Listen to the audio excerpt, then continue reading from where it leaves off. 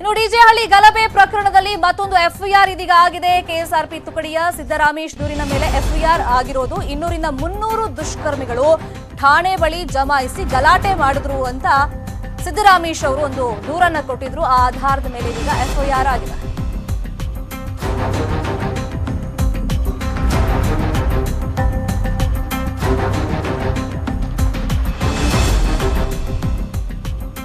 KSRP ತುಕಡಿಯ Siddaramesh ಅವರು ಒಂದು complaint ಅನ್ನು ಕೊಟ್ಟಿದ್ರು. ಯಾಕಂದ್ರೆ ಅಲ್ಲಿ ಸಿಬ್ಬಂದಿ ಕಡಿಮೆ ಸಂಖ್ಯೆಯಲ್ಲಿದ್ರು, ಆದ್ರೆ ಏಕಾಏಕಿಯಾಗಿ ತುಂಬಾ ಜನ ದುಷ್ಕರ್ಮಿಗಳು ಬಂದಂತ ಟೈಮ್ ನಲ್ಲಿ ಗಲಾಟೆ ಮಾಡಿದ್ರು. ಆ ಟೈಮ್ ನಲ್ಲಿ ಲಾಠಿ ಪ್ರಹಾರ ಮಾಡಬೇಕಾಯ್ತು, ಟಿಯರ್ ಗ್ಯಾಸ್ ಎಲ್ಲ ನಾವು ಫೈರ್ ಮಾಡಬೇಕಾಯ್ತು. ಪರಿಸ್ಥಿತಿ ಹತೋಟಿಗೆ ಬರದೇ ಇದ್ದಾಗ 38 ಸುತ್ತು ಗಾಳಿಯಲ್ಲಿ ನಾವು ಗುಂಡನ್ನು ಹಾರಿಸಿದ್ದೀವಿ. ವಾಹನಕ್ಕೆ ಬೆಂಕಿ ಹಚ್ಚಿದ್ದಾರೆ. ಸುಮಾರು ಒಂದು 12 ಲಕ್ಷ ಮೌಲ್ಯದ ವಸ್ತುಗಳನ್ನ ಈ ಕಿಡಿಗೇಡಿಗಳು ನಾಶಪಡಿಸಿದ್ದಾರೆ ಅಂತ ದೂರನ್ನ ಕೊಟ್ಟಿದ್ರು ಕೆಎಸ್ಆರ್ಪಿ ತುಕಡಿಯ ಸಿದ್ದರಾಮೇಶ್ ಅವರು. ಅವರ ಕಂಪ್ಲೇಂಟ್ ಆಧಾರದ ಮೇಲೆ ಇದೀಗ ಎಫ್ಐಆರ್ ದಾಖಲಾಗಿದೆ.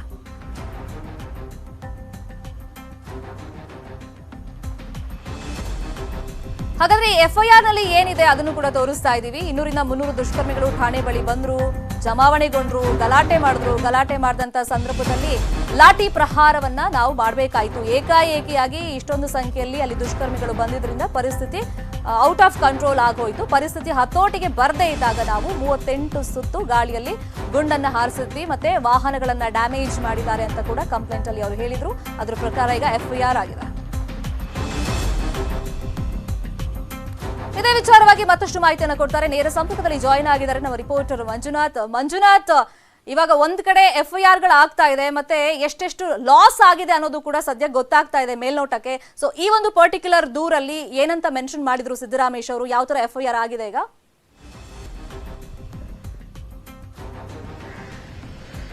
ಖಂಡಿತ ಶರ್ಮಿತಾ, ಯಾಕಾಗ್ಲೇ ಈಗಾಗಲೇ ಡಿಜೆಹಳ್ಳಿ ಪೊಲೀಸ್ ಸ್ಟೇಷನ್ ಮತ್ತು ಕೆಜೆಹಳ್ಳಿ ಪೊಲೀಸ್ ಸ್ಟೇಷನ್ ಎರಡೂ ಠಾಣೆಗಳ ಮೇಲೆ ಕೂಡ ಅಷ್ಟೇ ಗಲಭೆಕೋರರು ದಾಳಿಯನ್ನ ಮಾಡಿದ್ರು. ದಾಳಿ ನಡೆಸಿ ಸಾಕಷ್ಟು ರೀತಿಯಂತ ಒಂದು ಸರ್ಕಾರಿಯ ಪ್ರಾಪರ್ಟಿಯನ್ನು ಕೂಡ ಅಷ್ಟೇ ನಾಶ ಮಾಡಿದ್ರು. ಇದಿಷ್ಟಲ್ಲದೆ ಅದರಲ್ಲೂ ಪ್ರಮುಖವಾಗಿ ಡಿಜೆಹಳ್ಳಿ ಪೊಲೀಸ್ ಸ್ಟೇಷನ್ ನಲ್ಲಿ ಸಾಕಷ್ಟು ರೀತಿಯಾದಂತಹ ಒಂದು ದುಷ್ಕೃತ್ಯವನ್ನು ಕೂಡ ಎಸಗಿದ್ರು. ಅದರಲ್ಲೂ ಪ್ರಮುಖವಾಗಿ ಡಿಜೆಹಳ್ಳಿ ಪೊಲೀಸ್ ಸ್ಟೇಷನ್ ನ ಪಾರ್ಕಿಂಗ್ ಲಾಟ್ ನಲ್ಲಿರುವಂತಹ ಎಲ್ಲಾ ಒಂದು ಗವರ್ಮೆಂಟ್ ವೆಹಿಕಲ್ ಗಳನ್ನು ಕೂಡ ಅಷ್ಟೇ ಸುಟ್ಟು ಬರ್ನ್ ಮಾಡಿದ್ದಾರೆ. ಜೊತೆಗೆ ಇನ್ಸ್ಪೆಕ್ಟರ್ ಮತ್ತು ಡಿಸಿಪಿಯ ವೆಹಿಕಲ್ ಗಳನ್ನು ಕೂಡ ಅಷ್ಟೇ ಈಗಾಗಲೇ ಡ್ಯಾಮೇಜ್ ಅನ್ನ ಮಾಡಿರುವಂತದ್ದು.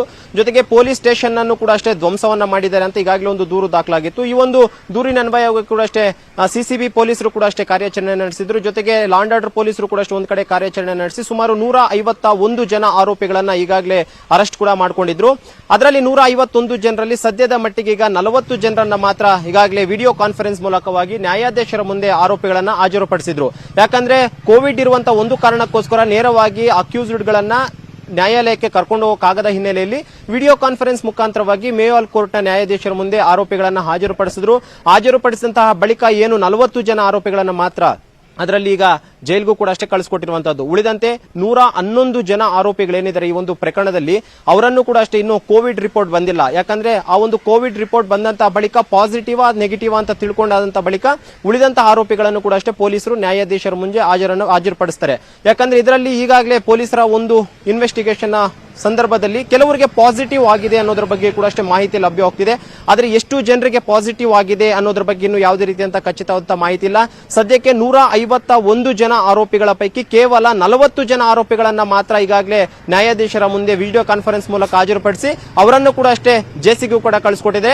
ಅದರಲ್ಲೂ ಕೂಡ ಅಷ್ಟೇ ಕೆಲವೊಬ್ರು ಯಾರು ಆಕ್ಟಿವ್ ಆಗಿದ್ರು, ಕೆಲವೊಂದಿನ ಫಂಡಿಂಗ್ಸ್ ಮಾಡ್ತಿದ್ರು ಅಂತಾನೂ ಕೂಡ ಈಗಾಗಲೇ SDPIನ ಕಾರ್ಯಕರ್ತರು ಏನು ಪೊಲೀಸರು ಅರೆಸ್ಟ್ ಮಾಡ್ಕೊಂಡಿದ್ರೆ ಅದರಲ್ಲಿ ಕೇವಲ 3-4 ಜನರನ್ನ ಮಾತ್ರ ಈಗಾಗಲೇ ಕಸ್ಟಡಿಗೆ ಪಡೆದು ಅವರನ್ನ ಎನ್ಕ್ವೈರಿಯನ್ನು ಕೂಡ ಈಗಾಗಲೇ ಅಧಿಕಾರಿಗಳು ಮುಂದುವರಿಸಿದ್ದಾರೆ. ಶರ್ಮಿತಾ, ಅಂದ್ರೆ ಈಗ 40 ಜನರನ್ನ ನ್ಯಾಯಾಧೀಶರ ಮುಂದೆ ಹಾಜರುಪಡಿಸಿದ್ದಾರೆ, ಜುಡಿಷಿಯಲ್ ಕಸ್ಟಡಿ ಕೊಟ್ಟಿದ್ದಾರೆ. ಇನ್ನು ಉಳಿದಂತ 111 ಜನರನ್ನ ಸಂಜೆ ವೇಳೆಗೆ ಬಹುಶಃ ರಿಪೋರ್ಟ್ ಬರ್ಬೋದು ಅನ್ಸುತ್ತೆ, ಮತ್ತೆ ನ್ಯಾಯಾಧೀಶರ ಮುಂದೆ ಹಾಜರುಪಡಿಸ್ತಾರೆ. ಅಂದ್ರೆ ಸಿಸಿಬಿ ಅವ್ರು ನಮ್ ಕಸ್ಟಡಿ ಕೊಡಿ ಅಂತ ಏನಾದ್ರು ಕೇಳಿದಾರಾ, ಹೆಂಗೆ ಮಂಜು?